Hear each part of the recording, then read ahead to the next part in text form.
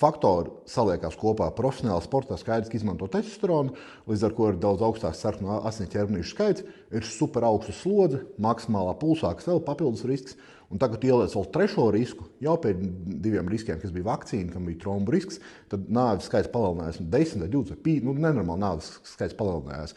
Ja parasti tur bija pāris nāves gadījumu gadā Eiropā ar profesionālā sportā, tad pēc potēm laikam bija kaut ko 100 vai 200, katrā ziņā krietni vairāk. Līdz ar ko tie riski liekas viens otram virsū.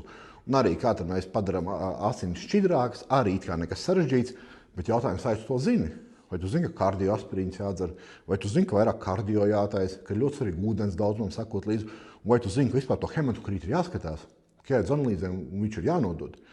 Tā kā šajā visā procesā, pirms vispār sāk lietot testosteronu, ir jāsaprot, ka ir ļoti daudz un dažādas nianses, kam jāsako līdzi, ļoti daudz un dažādi blakus efekti, kas var būt, un jāsaprot, vai tu tiešām zini, kam sekot līdzi, cik bieži sekot līdzi katrai lietai, kas var mainīties, un pats svarīgākais, kā tu viņu kontrolēsi un kā tu viņu noturēsi normā.